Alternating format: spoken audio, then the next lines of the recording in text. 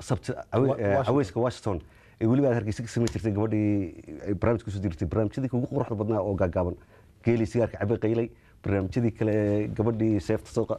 horta qofada si wuxuu xiiseeyaa qof way aragnimada qofka soo martay iyo dhibka soo maray ayuu eegaa qofku wuxuu eegaa dhacdo qosol leh laakiin dhacdooyinka dhabta soo maray ama aan cid ka duubay waxa kamid ah nin wadanka Ingiriiska yimid Abdo 1907 iyo kontakii 1907 ayuu soo geel jiray oo reermiye ayuu cadan ka soo galay wuxuu soo galay wadanka Ingiriiska markuu wadankaasi yimid wuxuu yiri markaa meel construction dhismaha ayaan u shaqo tagay in yar kadibna waxaan ku yiri gaaladii waxaan ahay turjumaan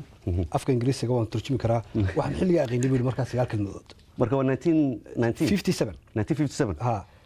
turjumaan buu qortay turjumaanka markuu qortay wuxuu 9 kalmadood baan garanayay 9 kalmadood ninka gaalka ah ee aan u turjumayo dadka Soomaalida xilliga yimaada wuxuu oran jiray 9 kalmadood markay dhamaadaan waynu dhamaysanay waraysigeeni markaasi hawsha way noo dhamaatay nabadgelyo marka waxa laga yaabaa ninka 9 kalmadood ku bilaabay turjumaanimada xilliga aan waraysanayo ahayd sanadkii 2009 wali wuxuu ahaa turjumaan taas waa igu hayd aniga arrin kale cajiib ah waxaan kaloo la yaabay gabadh Soomaaliyeed joogta wadanka Burkina Faso ayaa iyaduna waxay wadankaas soo gashay 1960 xilliga caalamka la qaatay ilaa hadda kama bixin dib damar ugu ma noqon Soomaaliya ولينا في الصومالية واتكيا بس أي دقن كذا. ويا علي أن سؤال شان قاطع إرادة سؤالات دون نسوي ديرنا. هلا السلام عليكم. وعليكم السلام. سوري هو الصومالي ميريا. ولا الوقت مهتمين وهذا السلام يا على حرارة يا أديبا معنا وعنا كجرا الاستياش جعل إذا عاد فيه وهذا إلى داغستان. مركا وحالتها يعني على حرارة إنكستو عدكي سعر المقل المداء عندنا يعني إذا عد رنتي وإذا عد عن سوي وحيسانو ما دام أي كشقيان أن حق ماركتي وأي لما أولا قبض صحافة سيدة مستر عبد الرحمن يبرو ورنتي أسونو لي إذا عد إسبدل وين كسمي وقتي أو يعني إذا عد قعنتكو هاي مركا علي سيدة مدامانتو ما بغينا إن كنتو كتجا سجدا عدا هذا أفضل ستيل وجعلناه ما سنتي هذا بالضبط على حنا صورنا برنامج كني سؤاله كسب سنة إن كسر لين كنا بدين يعني هذا وحي ريكاديان علي إذا عدنا لي رافوس في أمريكا شغالة هذا كشغالية أنت فرها بدن له أنت وكتجي نيكي لورنتري فريد كوبر عدانك هاي مريكا مركز بيت كسر قدام بالنا هاي مركز ودم بيسوي شغالة وكتجي dadka imtixaan laga ma qaado dad groupisa oo ama dagaaladii Soomaaliya ka soo qayb galay ama ha jooga Boosaaso ama Kismaayo dad noocaas hadda idaacadii isugu wada yimid oo xitaa sharciga Mareykanka lahayn maxaa suurta gelinaya qof isagoo jooga Nairobi ama Xamar jooga ama Kismaayo jooga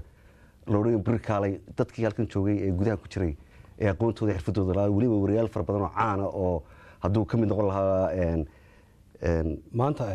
Abdo oo Somali media si toos uga hadlayna ama si live ah xilligan markaan joognaa u jeeda waxa ka hadla idaacada Voice of America dad wanaagsan way jiraan dad aan xaq u lahayn inay shaqadan qabtaan ama khibrad lahayna way ka buuxaan waxa weeyaan horta qof green card haysta ama Mareykan ah oo idaacada ka shaqeeya ma jiro dadku dhamaantood waa dad la wada keenay waxa ma jirto wax loo tahriibay Liibiya ama Yemen oo kale waxmud VOM kan noqotay meel loo tahriibo waxa laga keenaa dadka Soomaaliya haba laga keeno laakiin dadku hadii dad kala duwan oo gobol kala duwan ay ka yimid ahaan lahayn wax la arki lahaa cadaaladda meesha ku jirta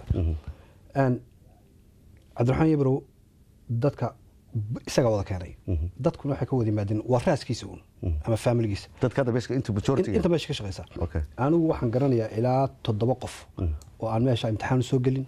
oo waliba imtixaanadii ay soo galeen waqtigii uu haystay Fred Cooper imtixaanka ku dhacay oo dib guryahooda ugu noqday oo leeyahay waa dhacday meeshana xaq ma leeyahay raalahow hase yeeshee markii Fred Cooper uu dhaafay bishii ugu horeysay dib telefoon lagu yeeray oo leeyahay soo fadhiista meesha shaqeeya ala waxa jira dhaqaale badan oo bixiso wasaaradda arrimaha dibadda oo waliba idaacadda Voice of America oo lagu xayeysiiyay idaacadda idaacadaha Soomaaliya ka baxa oo dhan ilma Somaliland Puntland oo dhan loogu talagalay idaacadooda localka inta la siiyo inuu wararka sii daayaan in badan baan lacagta la siin maxaa keenay kaliya idaacadda la Horn Africa ama codka shacabka in kaliya ay lacagta qaadato de waxay warkii ugu horeysay loo soo gudbiyay qoladan gaalada ee leelasho ama meesha sameeyay iyagu xaq ma laha in yiraahdaan ama laga soo sameeyo boosaaso xiriir la yeesho ama Muqdisho ama Baydhabo ummadda Soomaaliyeed iyagu bay isgubaya iyagu baa qabyaaladooda iyo qodanimadooda iyo baabooda wata oo dadkii xitaa martida u ahaayeen ku jahwareeraya waxay ahayd arrin loola tagay oo la yidhi Horn Africa hala siiyo tawarada FM-ta oo dhaqaale sanadkii intaasoo $1,000 lagu siiyo iminka idaacadda waxa tawarskeedu ay saaran yihiin oo u soo daayo muujada FM-ta dowladda ku meel gaarka idaacadda ay leedahay ee Radio Muqdisho iyada lagu beegaraya laakiin idaacadda gudaheeda iyo dibaddeedaba dhammaanteedba marka xaqiiqda la sheego 80% waa Horn Africa dadkii ka shaqeynaya idaacadda Horn Africa bahayeen kuwa halkan ka shaqeeya kuwa Horn Africa Soomaaliya bahayeen waxaa jirta gabadh la yiraahdo Farxiye Cabsiye oo ahayd well known dadka Soomaalida ay aad u yaqaanaan barnaamijyadeedina ay dadku aad uga heli jireen in dhawaalana jaraa'idada Mareykanka ee afka Ingiriisiga lagu qoro iyo kuwa Soomaaliga ay ka sheekeynayaan ay aad u hadalhayaan waliba hadeerna filayo Farxiye Cabsiye inay daawanayso ama maqlayso oo ay sameynayso barnaamij documentary ay ka sameynayso carruurtii ka tagtay halkan ee Soomaaliga waa maxay sababta gabadheedu shaqadeeda haysataa shaqada loogu eriyay ama shaqada ay uga tagtay reason something like Cabdiraxmaan horta gar ilaahay ba taqaanaa laakiin garta dadweynaha iskale dadweynaha ayaa garan karaya cidii barnaamij wanaagsan iyo cod wanaagsan iyo karti wanaagsan iyo dadaal wanaagsan ugu soo gudbin jiray barnaamijyada ay dadweynuhu u baahan yihiin Fadhiye Maxamed Cabsiye oo aad example soo qaadato oo kale waxay ahayd ama ay kamid ahayd dadka anigu aan ugu jeclaa ee ka shaqeeya idaacadda marka xaqiiqda laga hadlayo waxay gabadh talent ah waxay ahayd gabadh very active oo dadaalkeedu uu aad u badan yahay wax soo saar leh hamiga journalismka uu ku jiro niyad wanaagsan leh laakiin aad baan wax maahay in laga niyad jabiyo oo waxa Soomaaliya ka dhacay oo kale waxay iyadu gobolka ay ka soo jeedo in aad loogu eedeeyo waxyaalaha xaq darrada ee meesha ka yani iyadu Soomaaliland bay ka timid waxay iyadu ka timid magaalada Hargeysa laakiin maadaama reer Hargeysa tahay shaqada kuma ogolin weeyeen macnaheedu marka laakiin si aan toos ahayn ayun ba iska hayd laakiin haddaan tusaale ka soo qaato imika waxa ka tagay 7 qof oo 7 qof ay aad u wanaagsanayeen waxa kamid ah Maxamed Cumar Haydra waxa kamid ah Cabdislaan Salwo oo ahaa inankii ugu wanaagsanaa ee barnaamijka discussionka u sameyn jiray idaacadda Voice of America ama dooda weyn waxa kamid ahaa Maxamed nin la yiraahdo Maxamuud Cabdalla waxa kamid ahaa oo kale Farxiye Maxamed Cabsiye hadda aynu ka hadlaynay awka kamid ahaa Khadra Guri baa kamid ahayd Cabdislaan Hireeri baa kamid ahaa 7 qof imka hadii aniguna aan ku jiro hadii imka meel la soo fadhiisiyo idaacadda soo fadhiistaan waa la arkayaa in rag xoog waaweyn ay fadhiyaan ama dad u qalma inay saxaafadda ay ka qayb galaan oo dadkooda barnaamijyo wanaagsan soo gudbiyaan Farxiye Maxamed Cabsiye haatan ka hor markii ay idaacadaha la hadlaysay waxaan ka hayaa Voice of America dhibaatadeedu waxa weeye marka aad wax wanaagsan samaysid maanta say kugu darantay markaad wax khaladidna wax wanaagsan markaad samaysid oo dadku feedback ka yimaada uu yahay wax aad wanaagsan ayay arkaysaa colaad ku bilaabantay dhibaatadu wata marka waxa samaysan horumar baa xagga dalacsinaya marka hadii aad wax kharibanahay samaysid oo aad daahid oo iska noqotay nin leesiya oo barnaamijyo fiican la imanay dhigtu iska dhigeysto oo yiraahdo maxaad ii dhiibteen maxaan sameeyaa qofkaas oo kale waxa laga yaabaa inuu aad u dalco oo uu wanaag sameeyo intii idaacadda aad ka shaqeynaysaa calo 6 sanadood waxay maraysaa hadda 4 sanadood barnaamijyo badan baad samaysay dalka in badan baad ka baxday Djibouti Xamarka iyo everywhere aad soo martay Hargeysa barnaamijyadii aad samaysay wali wax abaal marina barnaamijyada aad qurux badnaa aad samaysay wali wax abaal marina markaas 2 sanadood waxa la sameeyaa waxa la yiraahdo review idaacadda Voice of America reviewga 45 af baa laga hadlaa ama luqadood ayaa waliba film documentary ayaa laga soo duubaa inta Soomaaliya la tago Baydhabo Muqdisho Hargeysa Boosaaso Garowe Laascaanood meel walba inta la tago la yiraahdo wariyaha ugu jecesha waa kee ay qofka Soomaaliya la weydiinaya barnaamijka ugu jecesha waa kee 2 sanadood ayaa meel madashu ishiis qabatay oo afafka kan ay ka soo qayb galeen ayaa aniga la siiyay abaalmarintii number 1 waxa la siiyay abaalmarintaas oo kale Caashuud abaalmarintii horeysay Cabdo anigu ku maqan magaalada oo maanta offer ayaa la sameeyay filmkii wala keenay documentary-ga waa la daawaday dabeetana aniga ayaa la siiyay number 1 intii meel makhaayad anigu ka qadeynaya ayaan arkay telefoonkii wareeray oo iska laba dhacay markaan qabtaba qof kasta wuxuu leeyahay congratulation dhamaantood wax wada ahayn gaalo amxaaro Soomaalidii kale waxaan aad ula yaabay markaa qof kasta wuxuu igu lahaa hambaliyadu waxay ahayd barnaamijkii maanta adiga ayaa lagu siiyey calawaad ka maqlayd abaalmarintina waa lagu hayaa markaad berita timaadid laakiin madashii saasaa laga sheegay madaxdii v o ay ka sheegeen waxaan aad ula yaabay markaa madaxii laanta afka soomaaliga saaxiibka cabdiraxmaan yabro wuu igala bakheelay inuu telefoon soo diray ugu yidhaahdo congratulation guush anuu aan soo hooyey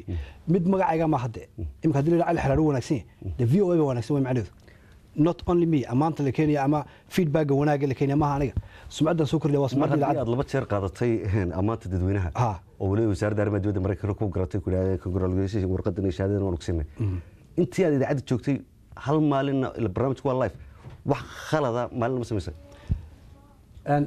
runtii maas aan ma garanayo wax khaladan samey ma jirto waxaan ahaa punctual waxaan ahaa hardworker waxaan kaloo caddayn karaya maanta waxaan joognaa gobolka Minnesota Soomaa anuu halkan ka tagay markii ugu horeysay weligii fasax ma soo qaadan waa markii ugu horeysay markii baad al barnaamijka dambe hadii la ka dhigo barnaamijkan waa barnaamijkii koowaad ee aan ugu talagalay daawadayaal waxaad naga daawanaysaa Somali Media iyo waliba Universal TV oo aad maalin kasta jimcaha hawada si toos ah naga daawataan barnaamijkan waa barnaamijka qaybtii koowaad daqiiqadaha oo nagu yar waxaad leenahay hawadeed ka taginaa sidii caadadeed basalaanta islaamka wassalaamu calaykum waraxmatullaahi wabarakaatu iyo heestii gabadha codka macaaneyd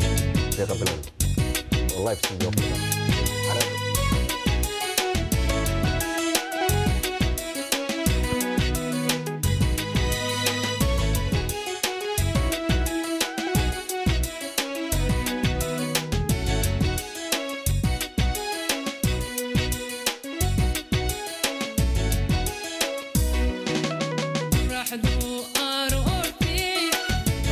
صباح ذو